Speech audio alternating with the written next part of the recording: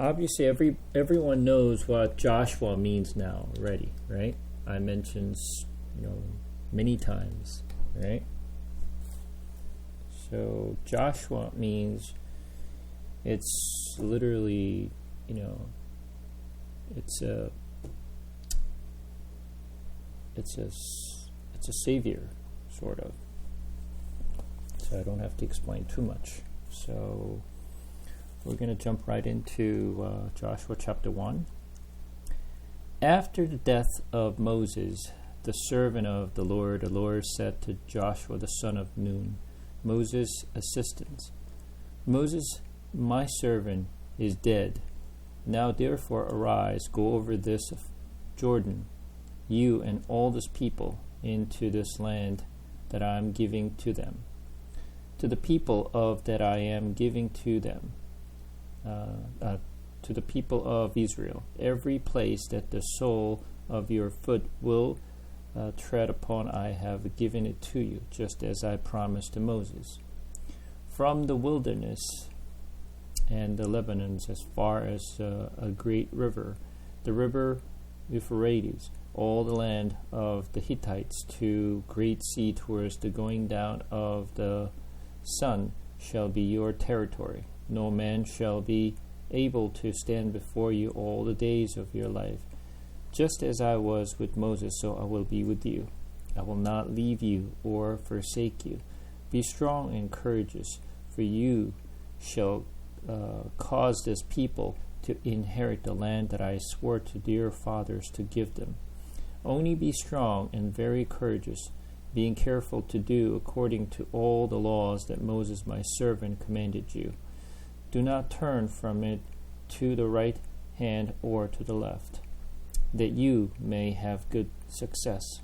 Wherever you go, this book of the law shall not depart from your mouth, but you shall meditate on it day and night, so that you may be careful to do according to all this that is written in it. For then you will make your way prosperous, and then you will have a good success. Have I not commanded you? Be strong and courageous. Do not be frightened, and do not be dismayed. For the Lord your God is with you wherever you go. So now, after Moses died at the mountain Nebo, now they're about to cross the Jordan. So they're preparing themselves to enter into the promised land. And the promise that God made to Abraham. So when you turn to Genesis chapter 15,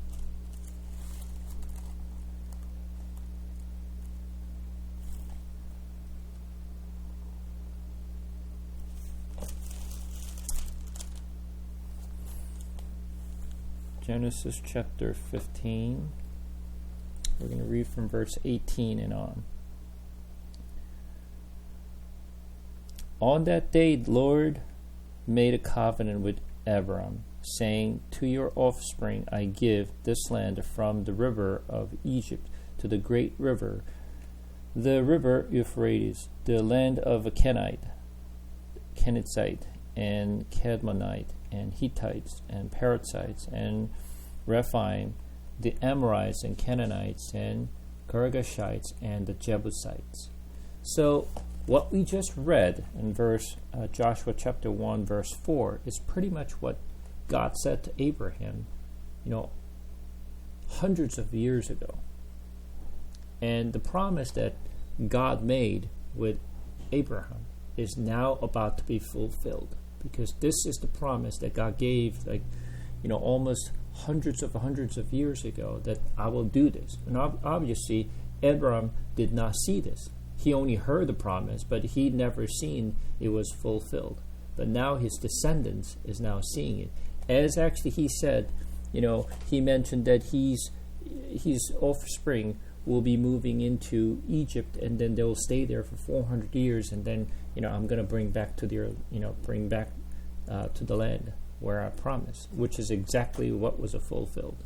So the thing is, when God makes the promise and when he makes the covenant, there are things that we will see there are things that we will not see.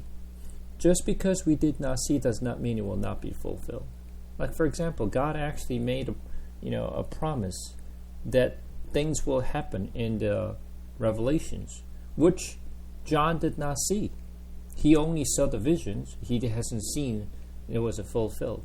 And for the people who have lived for the last 2,000 years, obviously they have not seen what was fulfilled in the Revelations.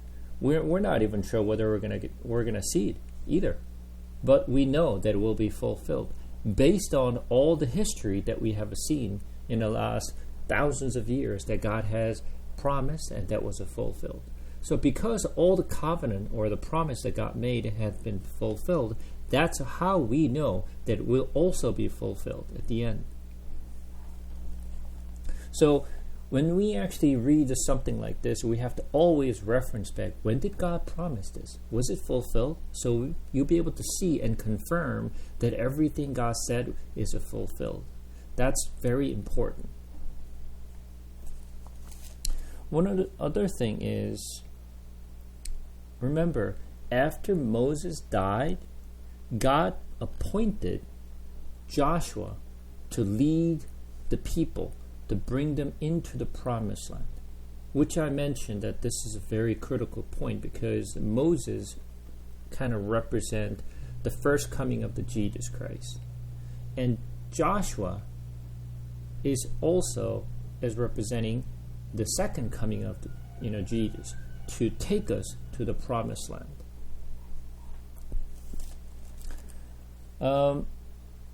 God said to Joshua in verse 5, it says, "No man shall be able to stand before you all the days of your life. Just as I was with Moses, so I will be with you. I will not leave you or forsake you." This promise is sort of a conditional, meaning that he will be with Joshua, he will be to Israel as long as they keep their faith and believe in the Lord. If they don't, if they forsake the Lord, and if they forsake God's law, then obviously God will not stay them.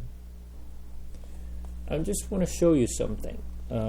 Let's turn to Ezekiel for a second. Ezekiel.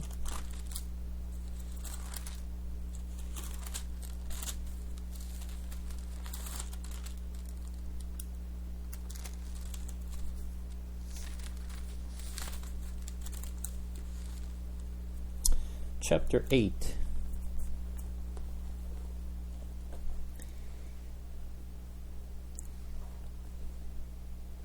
Ezekiel chapter 8. We're going to read from verse 5. "Then he said to me, Son of man, lift up your eyes now towards the north. So I lift up my eyes towards the north. And behold, north of the altar gate, in the entrance was this image of jealousy.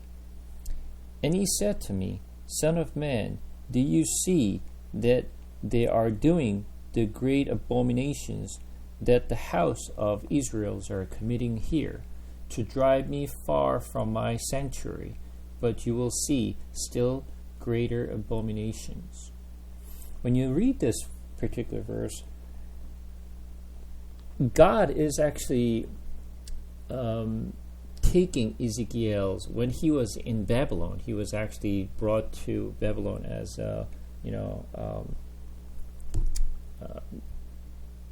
he was actually taken into Babylon as the slaves, and then he saw the visions from the Lord. So God actually took Ezekiel's souls and spirit and brought him down to Israel while he's still at in Babylon. And what God showed Ezekiel was that currently in Israel, in the temple side, they actually stewed the idols in the temple, and that's what Ezekiel is actually seeing.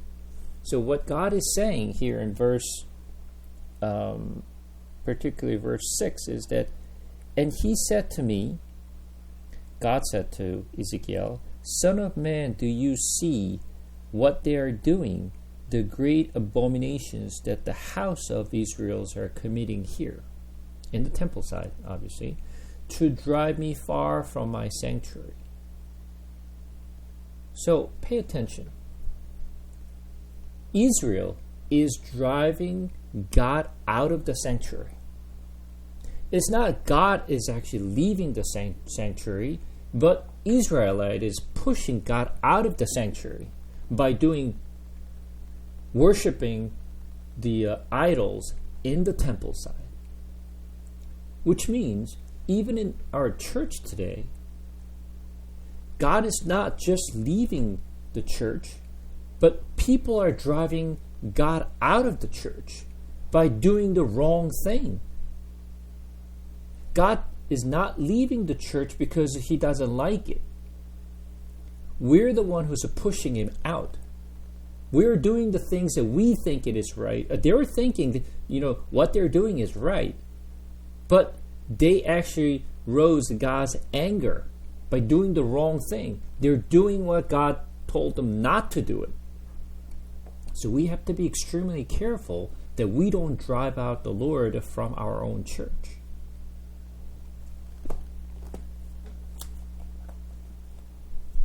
So God said, coming back to Joshua, he said, I will be with you. I will not forsake you. As long as you stay in me, as long as you actually follow the commandments that I gave through Moses. And he also said, verse 6, is be strong and courageous. And verse 7 also said, only be strong and very courageous. And verse 9 it says, have I not commanded you? Be strong and courageous. Now, what does this mean? Why does he keep repeating these words? Why God has kept saying to Joshua, be courageous and be strong?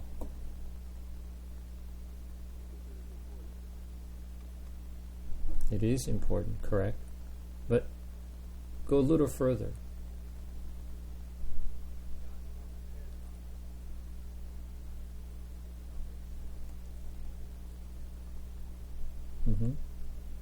Literally, when you actually think about this, Joshua, he's the man of faith. All right? He's a man of faith. He actually watched what God had done in the wilderness. And he watched what Moses were doing and how God was actually communicating to Moses and showing all these miraculous things and wonders that, he has seen in the wilderness. So he knows the God's power. He knows who God is. But at the same time, we as a human, we oftentimes lose our faith. Although we know God, but we're not strong, we're not courageous. Which means God is emphasizing, I understand. You feel weak. I understand. You're not, you're like, sort of like,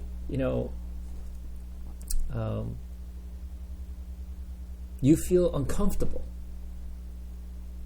I just remind you, be strong. Be courageous, because I will be with you. Because Joshua, God knows Joshua's heart. He's not really strong right now. He's not really courageous.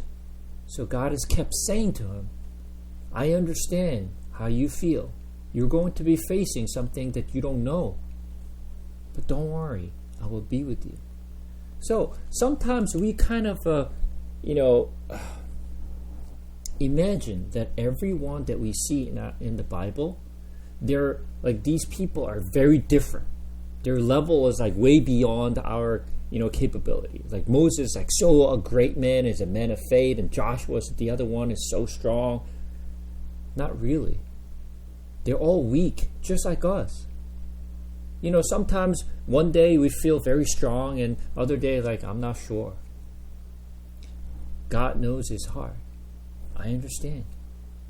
So God is emphasizing to Joshua, be strong, be courageous. So once again, verse 9, it says, do not be frightened. Why is he saying that? Because he is frightened. Just don't be frightened. I will be with you. So they're no different than us.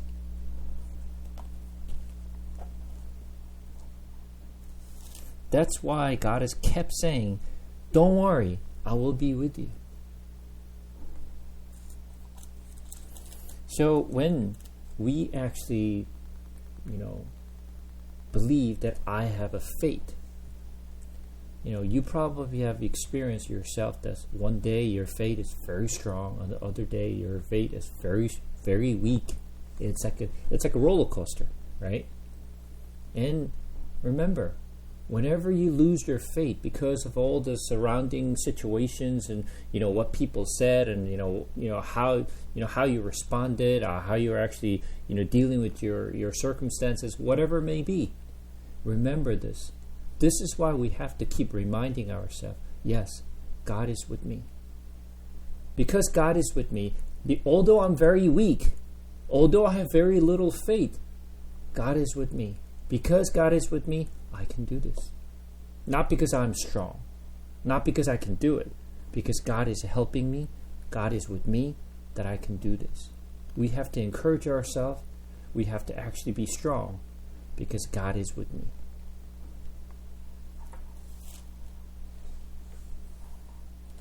So verse 8, he said, this book of the law, obviously the book of the law is literally from Genesis through Deuteronomy, shall not depart from your mouth, but you shall meditate on it day and night, so that you may be careful to do according to all that is written in it. For then you will make your way prosperous, and then you will have good success. This is very, very important. The Word is everything we have. Don't try to listen to God's message through your own ears. God is not going to whisper to your ears about what you need to do. But God will give you the guidance that you need through the words, which means we have to get close with this book and the word that is giving it to us. As I mentioned several times, the less you meditate the God's word, your faith will drift away. I guarantee you. The less you get close with the word, the less faith you will have. The more you get close to the word, your faith will get stronger.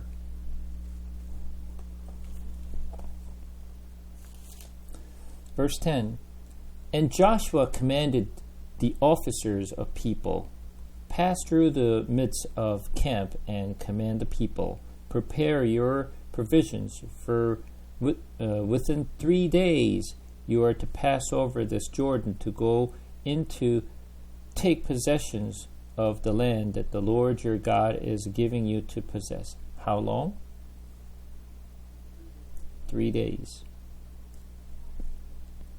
And to the Reubenites and Gadites and half-tribe of Manasseh, Joshua said, remember the word the Moses servant of the Lord commanded you, saying, the Lord your God is providing you a place of rest.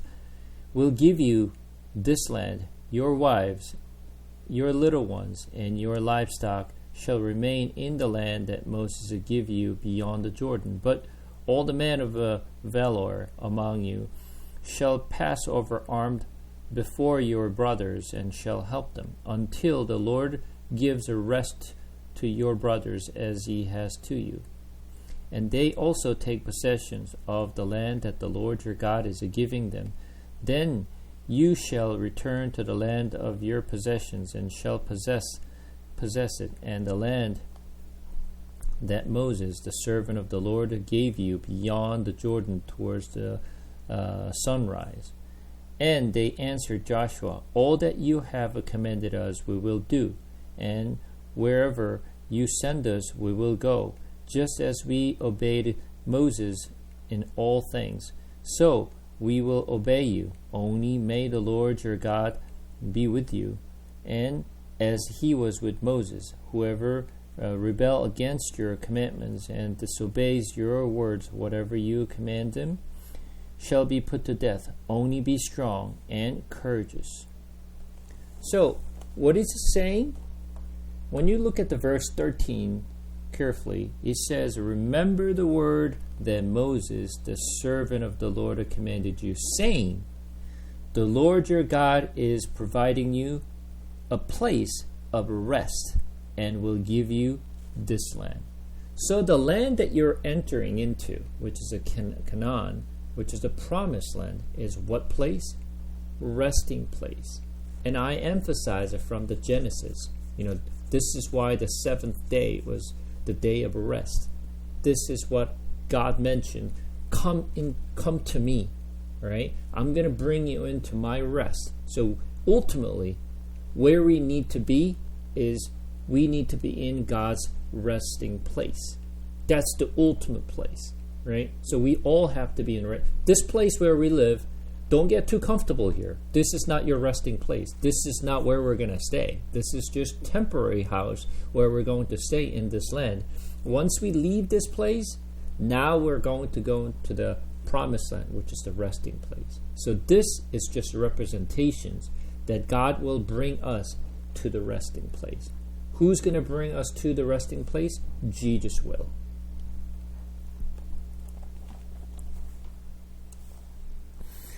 Chapter 2.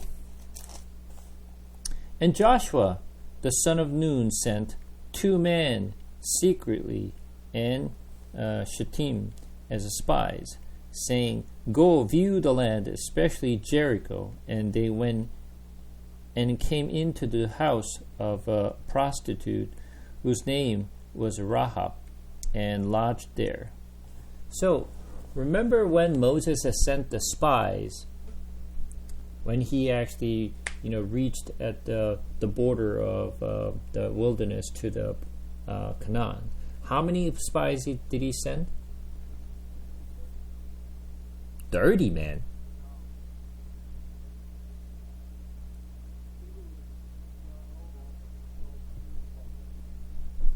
12.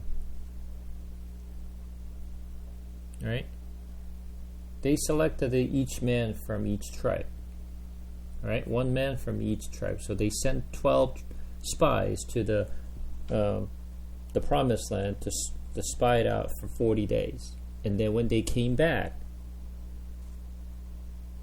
only 2, which is Joshua and Caleb, is the one who gave the proper report and said, it's a beautiful land and it's just like flowing with milk and honey, and then God is going to give it to us. Let's go. But the rest of the 10 people have said, yes, that's what we saw, but what we saw was just a big guys there that there's no way that we'll be able to actually get in. We're like a grasshopper before like these people, right? Remember that? So out of those 12 people, only 2 came back and gave the faithful report, and the rest of the 10 people did not. They saw the same exact thing, but their report were different. And who followed? So all the Israelites, after they heard the news from these 12 people, who did they believe? Did they believe those 2 people, or did they believe 10 people? They listened to 10 spies instead of those 2. So usually, when more people talking the same thing, well, that must be right. That's how it goes, right? Let me tell you this. How does your church system works? When there is a meetings, when there's some ideas that people want to follow, or the directions where the church is going to go, and like hundreds of people is going to say like, let's go do this, and only 2 people saying like, oh no, that's not what we should be doing. We should be doing the other things. Then who do you think the congregation is going to follow? Those 2 or hundreds? Exactly. You have to remember, in church, that's not how it works. That's not how it works. We go by what God said, whether it's 100 or 2. When you actually read Jeremiah, every prophet at that time was just saying, Babylon is not coming. God will always protect us. Israel will not fall. Jeremiah was the only one. He was the only prophet that said, God told me that Babylon is coming. We will be completely destroyed. And everyone was believing the other prophets, which is false prophets. Because everyone was saying that.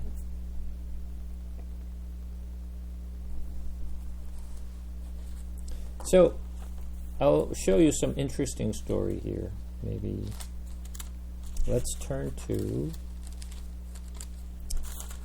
2 King.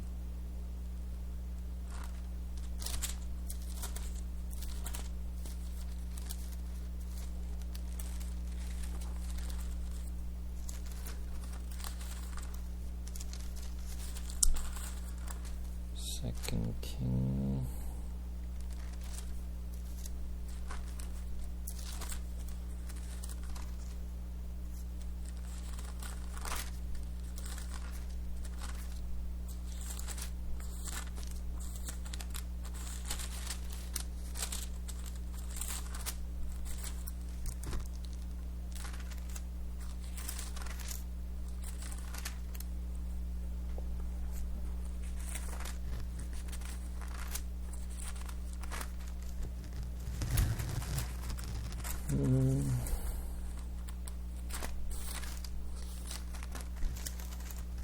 No, it's not Second King. It's a First King.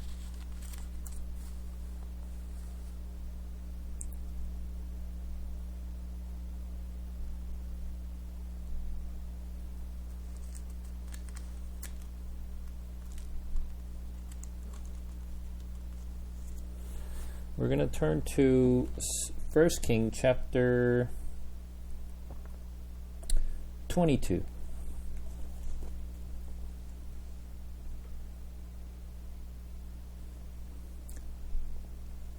First King chapter 22. We're going to read from verse 1. For 3 years Assyria and Israel continued without war. But in the 3rd year, Jehoshaphat the king of Judah came down to the king of Israel. And the king of Israel said to his servants, Do you know the Ramoth Gilead belonged to us, and we kept quiet and do not take it out of the hand of king of Assyria? And he said to Jehoshaphat, Will you go with me to battle at Ramoth and Gilead? And Jehoshaphat said to the king of Israel, I am as you are, my people as your people, my horses as your horses. And Jehoshaphat said to the king of Israel, Inquire first for the word of the Lord. Then the king of Israel gathered the prophet together, about 400 men, and said to them, Shall I go to battle against the Ramoth Gilead, or shall I refrain? And they said, Go up, for the Lord will give it into the hand of the king. But Jehoshaphat said, Is there not here another prophet of the Lord of whom we may inquire? And the king of Israel said to Jehoshaphat, There is yet one man by whom we may inquire of the Lord, Micaiah, the son of Imlah. But I hate him, for he never prophesies a good concerning me, but evil. And Jehoshaphat said, Let not the king say so. The king of Israel summoned the officers and said, Bring quickly Micaiah, the son of Imlah. Now the king of Israel and Jehoshaphat, the king of Judah, were sitting on the throne, arrayed their robes. and the threshing floor at the entrance of the gate of Samaria, and all the prophets were prophesying before them. And Zedekiah the son of Chenaanah made for himself horns of irons, and said, Though, says the Lord, with these you shall push the Syrian until they are destroyed. And all the prophets and prophesied so that said, Go up to Ramoth Gilead and triumph. The Lord will give it into the hand of the king. And the messenger who went to summon the Micaiah said to him, Behold, the word of the prophet with one accord are favorable to the king. Let your word be like the word of one of them, and speak favorably. But the Micaiah said, As the Lord lives, what the Lord says to me, that I will speak. And then he had to come to the king. The king said to them, Micaiah, shall we go to Ramoth Gilead to a battle, or shall we refrain? And he answered, Go up and triumph. The Lord will give it into the hand of the king. But the king said to him, How many times shall I make you swear that you speak to me nothing but the truth in the name of the Lord? And he said, I saw all Israel scattered on the mountains, and as a sheep that have no shepherd. And the Lord said, These have no master. Let each return to him home in peace. And the king of Israel said to Jehoshaphat, Did I not tell you that he would not prophesy good concerning me, but evil? But Micaiah said, Therefore hear the word of the Lord. I saw the Lord sitting on his throne, and all the host of heaven standing beside him, and his right hand on his left. And the Lord said, Who will entice Ahab, that he may go up and fall at Ramoth Gilead? And one said,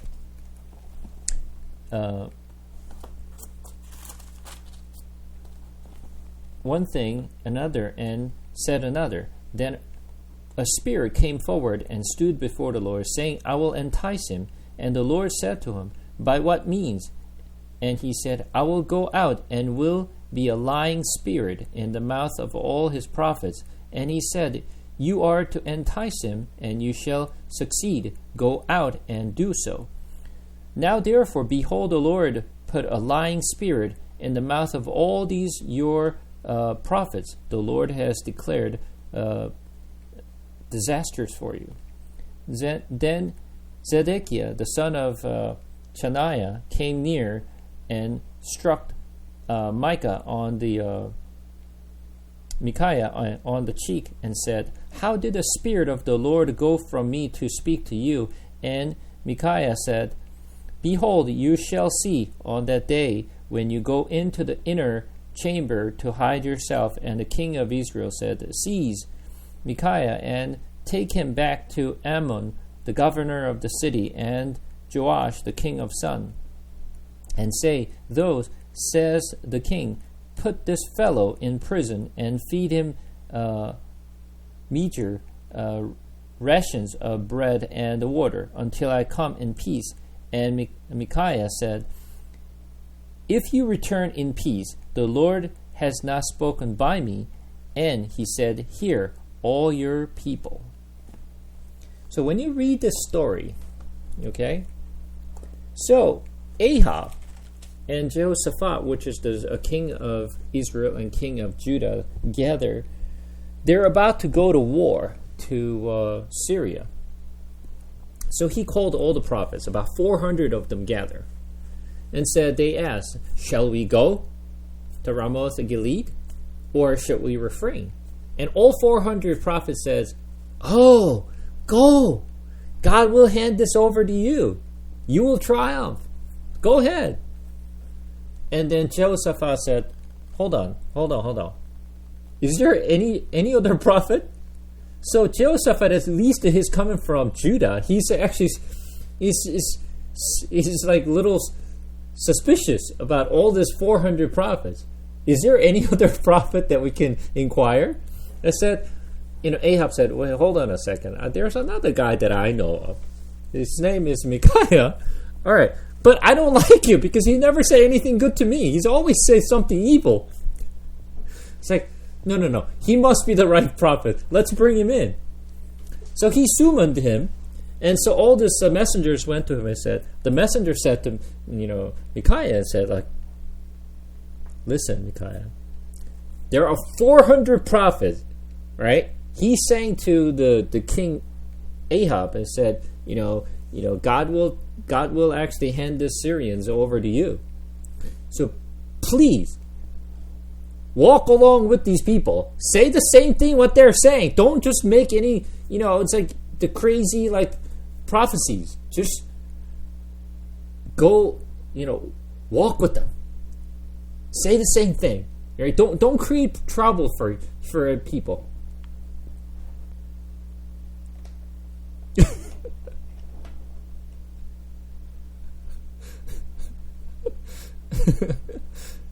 Exactly.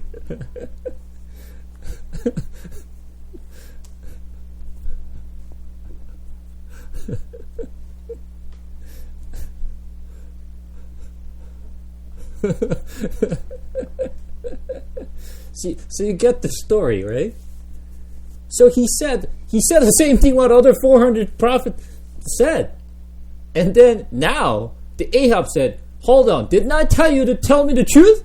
So like, wait a second, I told you everything you want to hear. But you don't want to hear it. Okay, so now I'm going to tell you the truth now. So you all going to die, okay? And then Ahab said he's mad now. Like, did you hear them? Like, you see, he's always saying bad thing to me. So like, because like, what do you want from me?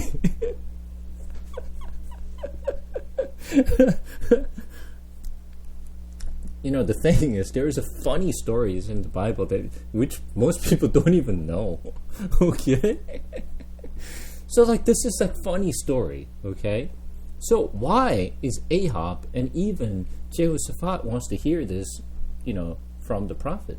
So 400 of them are saying the same thing. They're harmonizing. Everyone's saying the same exact thing. 400, okay? But these numbers are greater than one guy, which is Micaiah, which was only true prophet. The rest of the 400 is a false prophet. So who, it's because of their numbers are greater, who do you think will they're going to listen? Obviously 400. Because everyone is saying that. It must be right. It's not just 1 or 2. It's not 10. It's not 100. It's 400. It must be right. But was it right? No. All 400 of them are wrong. Only this Micaiah is the only true prophet. And then Ahab said, put him in the jail. All right? Just don't give him a good food, just to give him a crap. And then I will see him when I come back. And Micaiah said, really? Let's see if you're going to come back. Obviously, Ahab never came back. Right? He died in the battlefield. He never came back. So, once again, is the more number of people is trustworthy? No, not really. Only people who listens to God's word is the trustworthy. They're the only one that we need to trust. It's not the numbers. Think about it. Church does not go by the democracy. Sorry, it is not democracy. It is not. We go by what God said, not the number said. So, Joshua learned a lesson. Sending 12 people doesn't help. Only 2 came back with the right report. So now, Joshua said, you know what? Forget this 12 people. We're only going to send 2. I don't know if you remember. What is the meaning of number 2? Correct. Number of witness. Right? So he only sent 2. Let's see what happened here. So he only sent 2 people, and they met Rahab. And continue on. We're going to read from verse 2. And it was told to the king of Jericho, Behold, men of Israel have come here tonight to search out the land. Then the king of Jericho sent to Rahab, saying, Bring out the men who have come to you, who entered your house, for they have come to search out all the land. But the woman had taken the 2 men and hidden them. And she said, True, the man came to me, but I did not know where they were from. But I did not know where they were, and then the gate was about to be closed. At dark, the man went out. I do not know where the man went. Pursue them quickly, for you will overtake them. But she had brought them up to the roof and hid them with the stalk of a flax that she had laid in order on the roof. So the man pursued after them on the way to the Jordan as far as the fords. And the gate was shut as soon as the pursuer had gone out.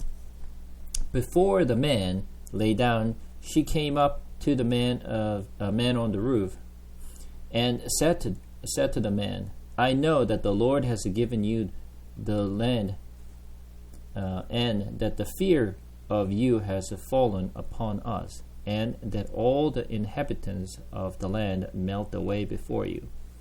For we have heard how the Lord dried up the waters of the Red Sea before you when you came out of Egypt, and what you did to the 2 kings of Amorites, who were beyond the Jordan, and Sihon and Og, whom you devoted to destructions. And as soon as we heard it, our hearts melted, and there was no spirit left in any man because of you. For the Lord your God, He is God is in the heaven above and on the earth beneath.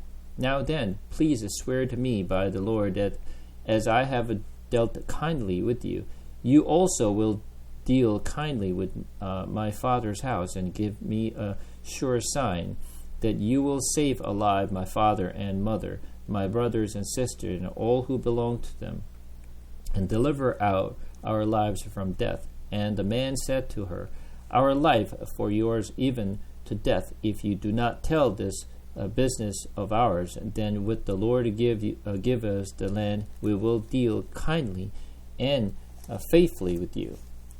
Then she let them down by the rope through the window, and her house was built into the city wall, so that she lived in the wall. And she said to them, Go into the hills, or the pursuers will encounter you, and hide there 3 days until the pursuers have returned. Then afterward you may go your way. The man said to her, We will be guiltless with respect to this oath of yours that you have made us swear.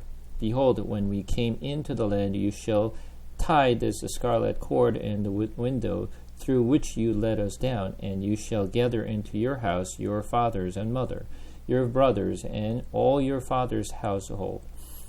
Then, if anyone goes out of the doors of your house into the street, his blood shall be on his own head, and we shall be guiltless. But if a hand is laid on anyone who is with you in the house, his blood shall be on our hand. But if you tell this business of ours, then we shall be guiltless with respect to your oath that you have made us swear. And she said, According to your words, so be it. Then she sent them away, and they departed. And she tied the scarlet cord in the window. They departed and went into the hills, and remained there 3 days until the pursuers returned, and the pursuer searched all along the way and found nothing. Then the 2 men returned. They came down from the hill and passed over and came to Joshua the son of Nun. And they told him all that had happened to them. And they said to Joshua, Truly the Lord has given all the land into our hands, and also all the inhabitants of the land melt away because of us. So this chapter 2 is a very interesting story, and at the same time, it's very important story. So we know this story very well, and everybody probably is aware of this story as well. So there's a few interesting facts that we need to find out from this particular chapter.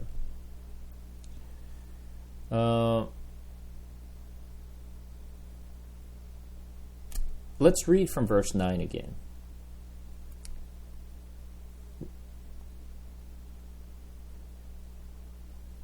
I actually read from verse 8. Before the man lay down, she came up to them on the roof and said to the man, I know that the Lord has given you the land, and that the fear of you has fallen upon us, and that all the inhabitants of the land melt away before you. For we have heard how the Lord dried up the water of the Red Sea before you when you came out of Egypt, and what you did to the 2 kings of Amorites who were beyond the Jordan, to Sihon and Og, whom you devoted to destructions.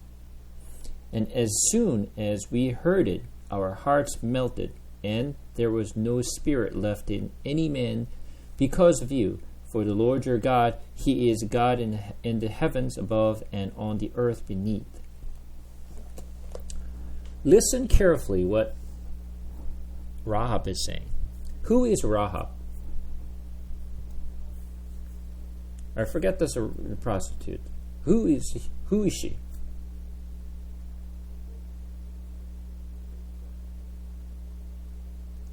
Well, you've gone too far. Right. So Rahab is Canaanite woman. Okay, so she's confessing what God had done how long ago? 40 years ago. 40 years ago, God splitted the Red Sea that Israelites crossed the river, or the Red Sea, right? 40 years ago. Okay, so have you lived the 40 years in your life here? No. Do you remember exactly what happened 30 years ago? Someone said something to you? Obviously, no. You don't even remember what someone said 20 years ago. Right? 40 years ago this happened. Okay? She remembered. Who is she? She's a Canaanite. She's not Israelite. But when you listen to her confession, it's like the confession of Israelites. She knows who God is. She has the right definition who God is. Right? As a matter of fact, her confession is better than Israelites. What Israelites did, over the 40 years in the desert, they betrayed God so many times, not believing what God had done. Right? But Rahab remembered everything what God had done to Israelites. And what she said, carefully listen to what she's saying. I'm going to read this again. Verse 10. For we have heard how the Lord dried up the water of the Red Sea. Listen. She heard. It's not what she saw. She didn't even see this. She heard the news. Remember, where does the faith come from? Hearing. Her faith was built based on what she heard, not what she saw. Israelites, on the other hand, they saw that God splitted the Red Sea, but they did not believe. But Rahab, on the other hand, did not see that God splitted the water, but she believed by hearing it. The faith comes by hearing, not by seeing it.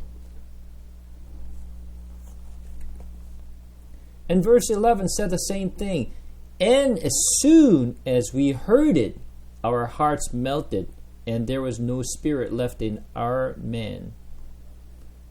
So her faith was only by hearing. She believed that God is the God of heaven, and God is with Israel, and God will take down this land.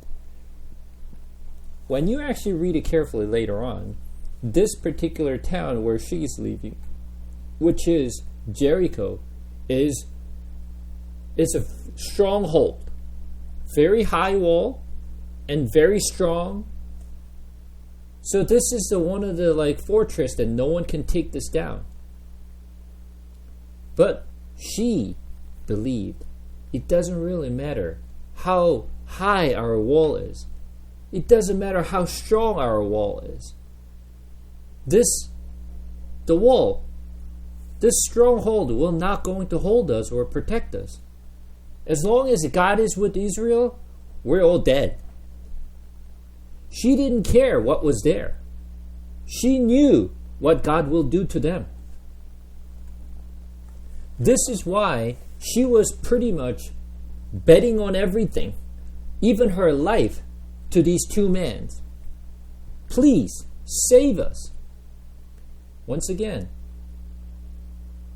she doesn't know the future, but she knows what God will do to them. It's like before, the Israelites attacked them. Once again, this Jericho is a very strong fortress. No one believed that this, Jericho will fall down. No one believed, but she did. Not because the wall is very strong, because she believed that God will do.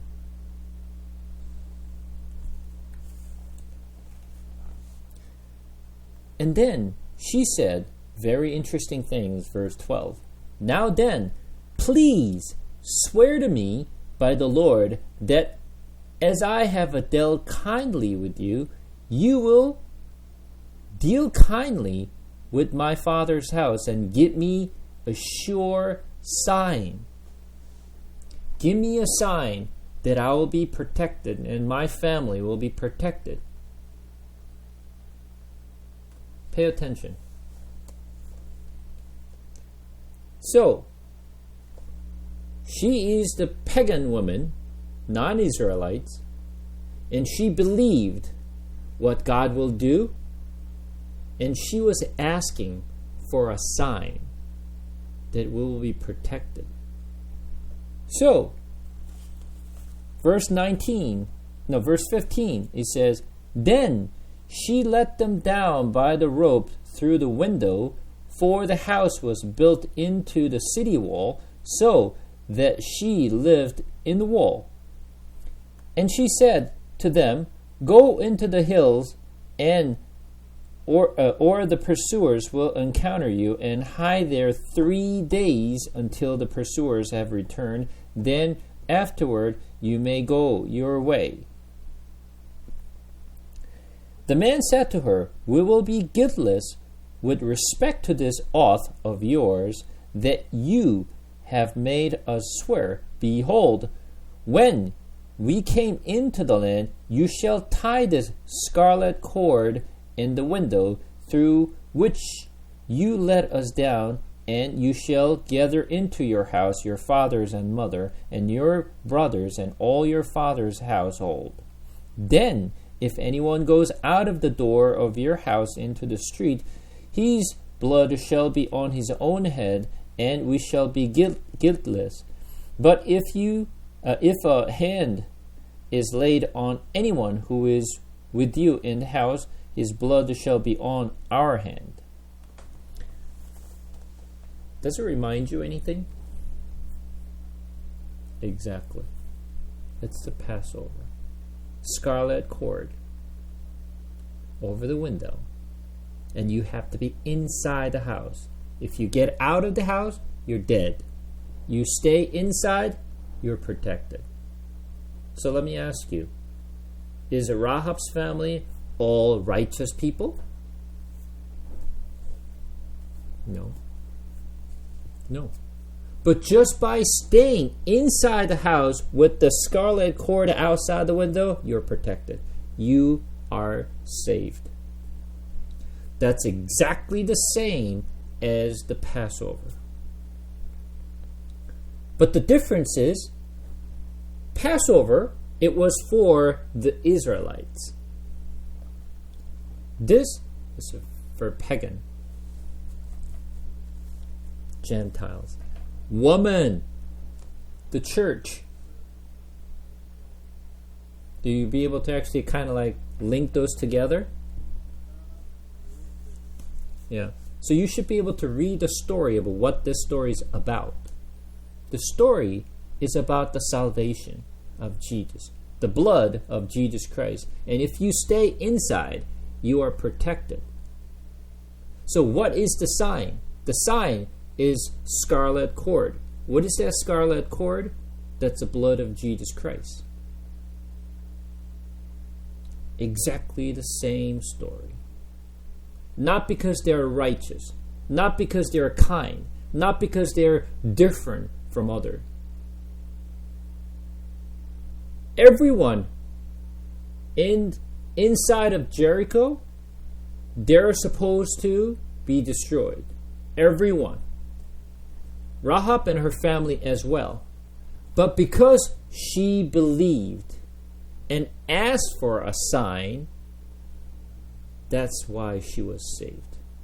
Through her faith, she heard the news, she believed, she knew who God is, she knew what God will do to them, and that led her and her family to be saved through her. What did her family do? Nothing. It was just her. And listen to her and staying inside the house with the red scarlet. But what if she actually, let down of a blue cord? Will that save her? No. It has to be the red scarlet. Because that's what they will tell them. Do not touch the house with the scarlet cord outside the window. Do not touch that house. But if you tell them like there's blue, there's a green, there's a black, guess what? Doesn't matter what you actually let down. You're dead. Just the red scarlet. That's it.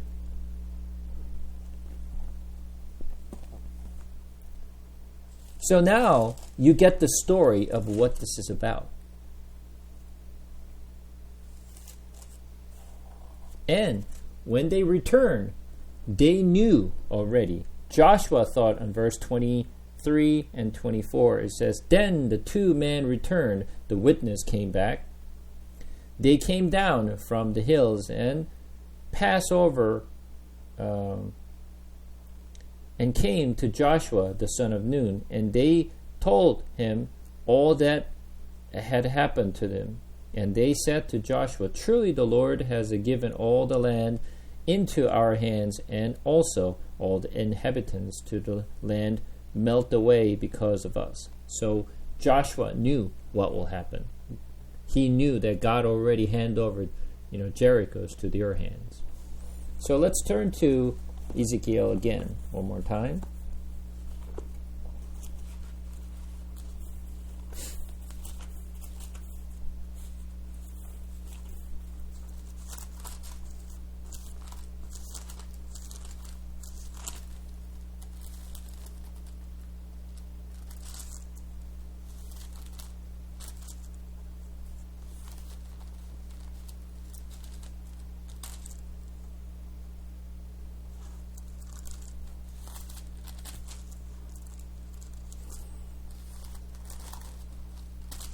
We're going to read from chapter 9.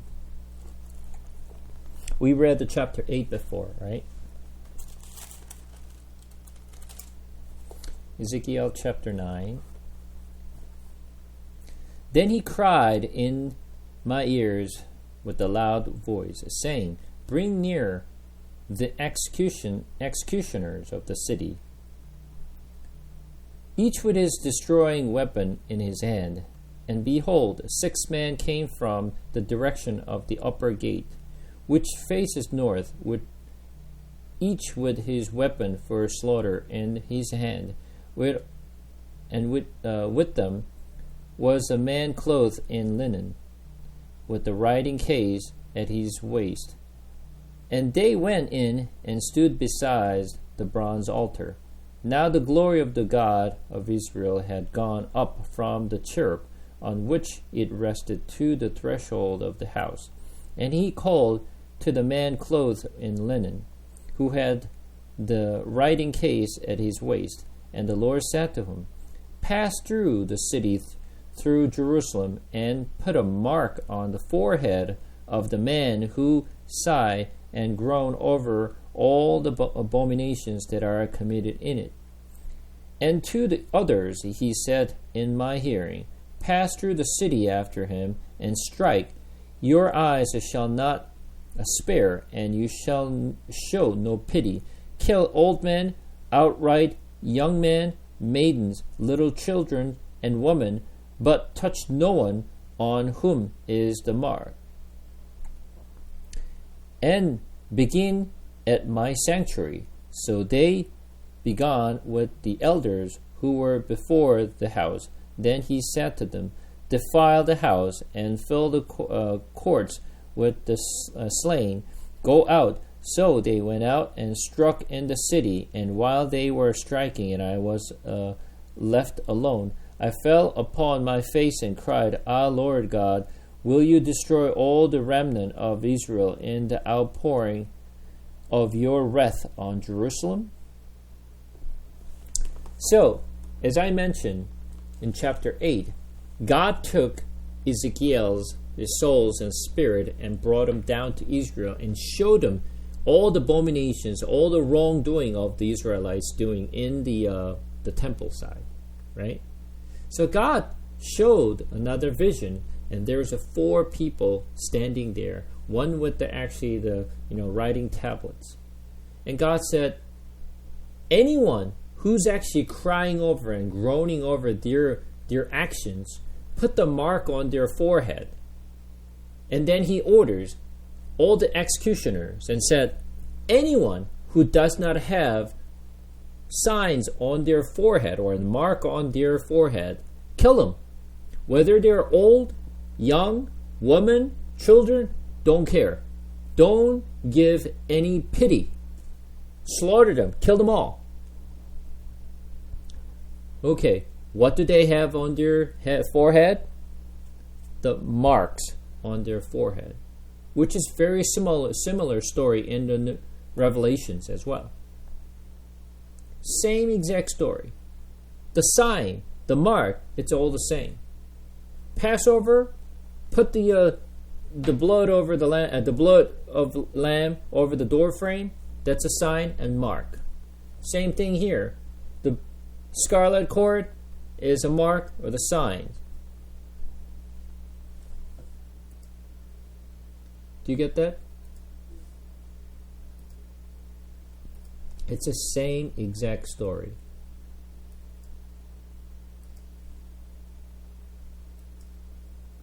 So,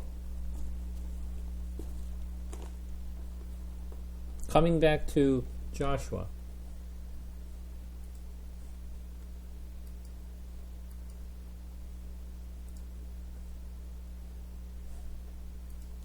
So now you understand what the story is about.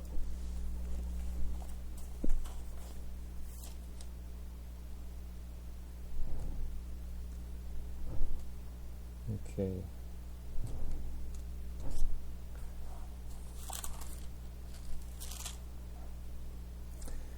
Chapter 3.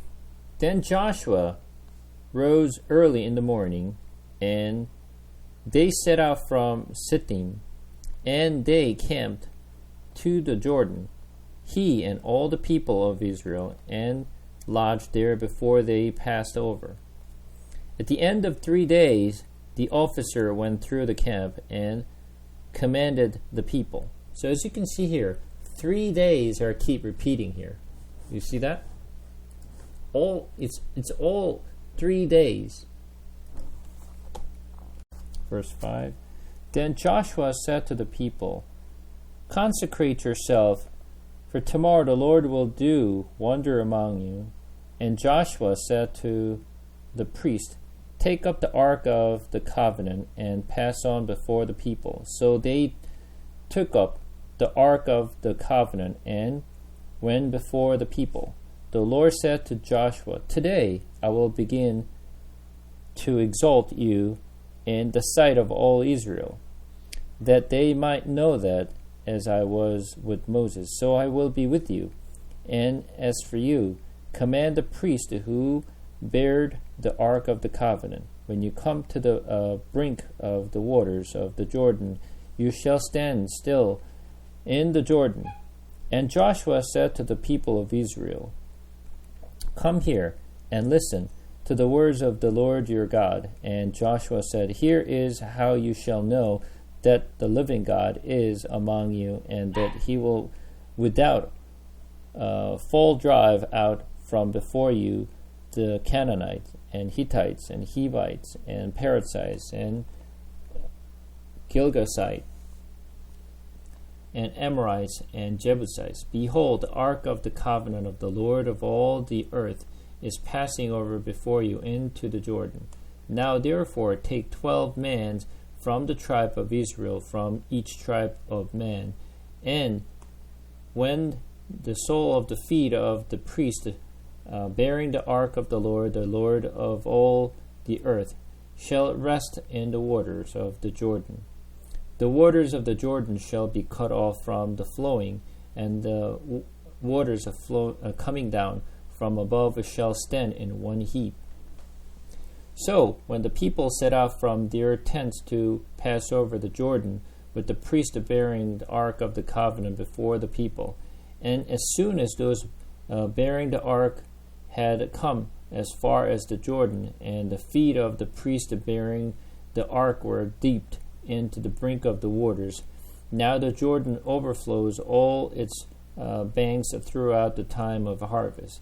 The waters coming down from above and stood and rose up in a heap very far away at Adam, the city that is besides Zarethan, and those flowing down towards the sea of Arabah, the salt sea, were completely cut off, and the people passed over opposite Jericho.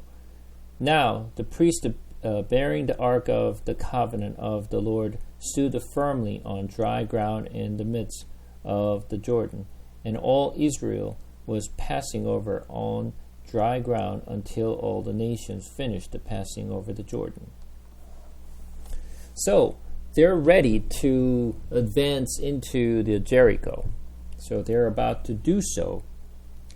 But when they actually left the Sittim, and then when they arrived at Jordan, and 3 days later, so God said, go about 2,000 cubits ahead of them.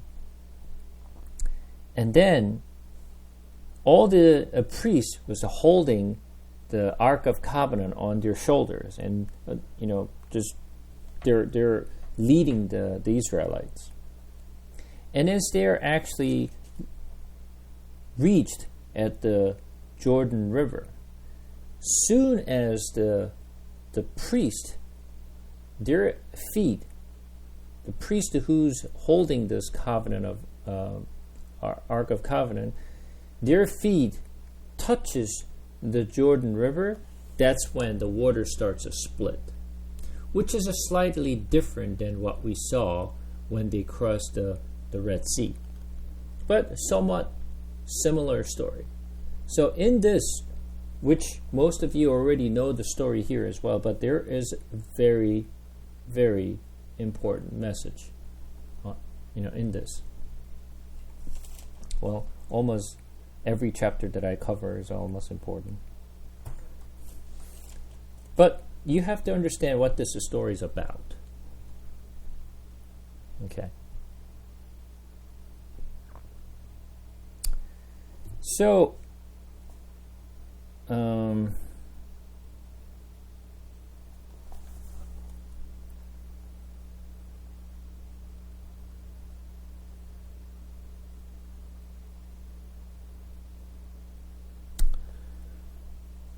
when they actually reached, why did the water split it? Is that because the power of the priest, the feet, just shown that like it splitted the water? What really splitted the water?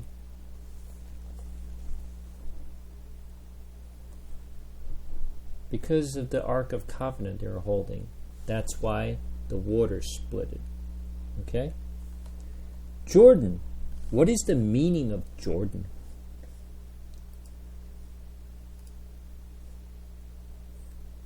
So, let me share something.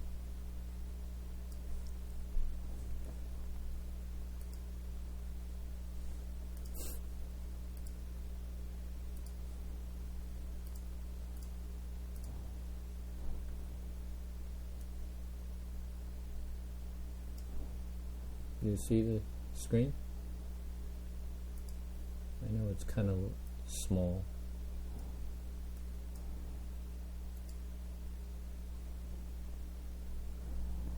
So, Jordan is the root word coming from Yarden.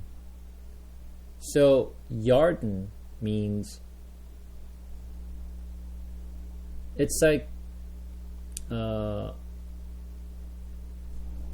coming down.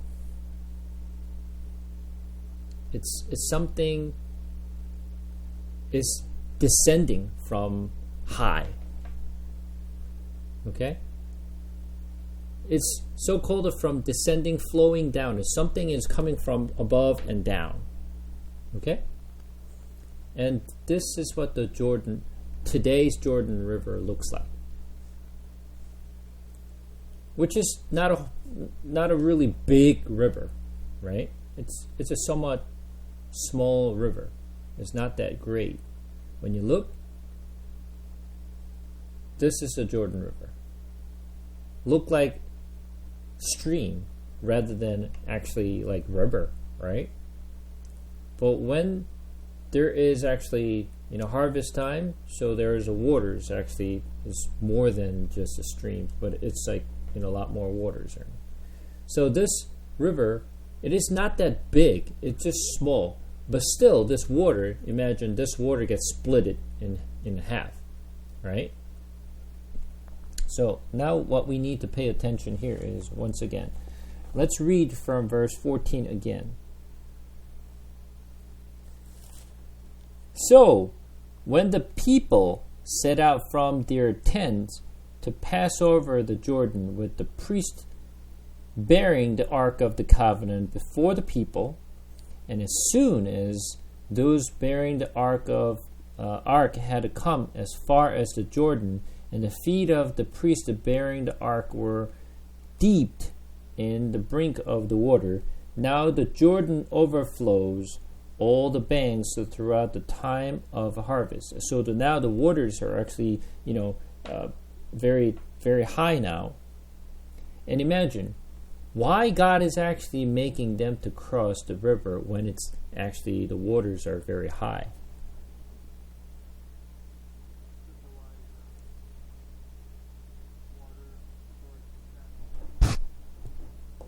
Exactly. This lots of water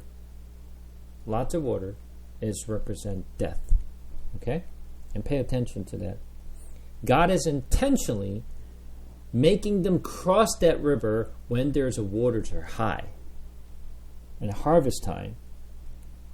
The waters coming down from above stood. So waters are coming down from above, which is like Jordan, that's what I meant, right? I mentioned descending, coming from above and down, right?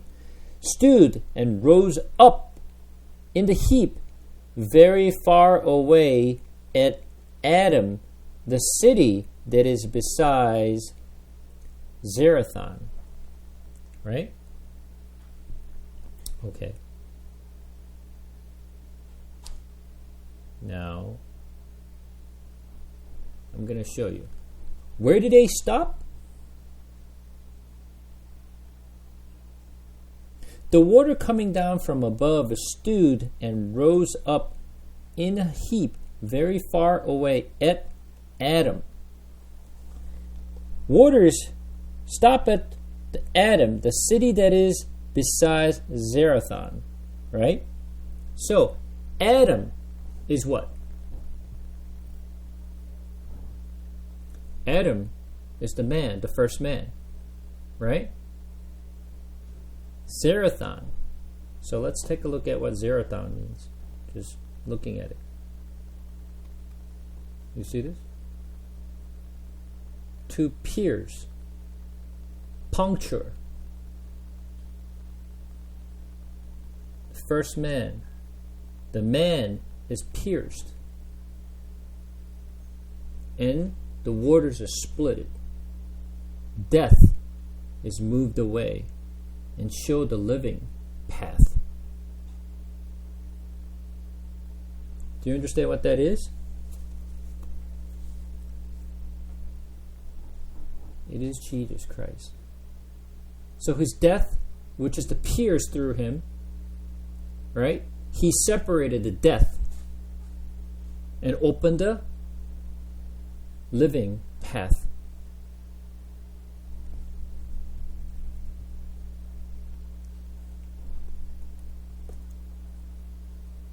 So when you look at this very carefully, the whole story, which we just read from chapter 2 and chapter 3, is all about our salvation. How he opened the path for us so that we can get into the promised land. Through what? Through Jesus Christ. Through what? Through the signs that he's given us. So, now, Jericho has not gone down yet. So what's first? Jesus has to die, and he has to be pierced, die, and rose again. This is why you keep seeing 3 days. Understand? So the man is pierced and opened the depth of waters and split it into the living path. Once they cross, later on, which we'll not cover today, but they're going to advance into the Jericho, and everyone will be struck down except the house that has the scarlet cord hanging outside the window, which is the judgment. But whoever has the sign will be saved. Now can you kind of like map the story? Now you're seeing the real story here. Not just the story of Rahab, not the story that water just split it, but the real story behind this, what God is actually showing us through this story. Understand? So, you have to understand. So, you see this, the word here, the sod, right? This sod is actually, when you look at it, is what? A side. So where Jesus was actually pierced, not only his actually, hands and his foot, but also his side was pierced as well. Right? So this is the exact story of the death of Jesus Christ. To open he basically splitted the water, which is a death, into the living path. So chapter 4 is pretty much, now this is all connected. Chapter 2, chapter 3, and chapter 4 and 5, it's all connected together. And then you'll be able to actually map what this story is about. So literally, this story is about death of Jesus Christ, resurrections, and how he saved us and who will be saved. That's the story of the chapter of the story that we're going to be learning. Okay, we won't be able to actually cover chapter 4 because I will not have enough time to cover chapter 4 in the next 15 minutes. So I'm going to save this for the next Saturday. But up to this, do you have any questions or comments?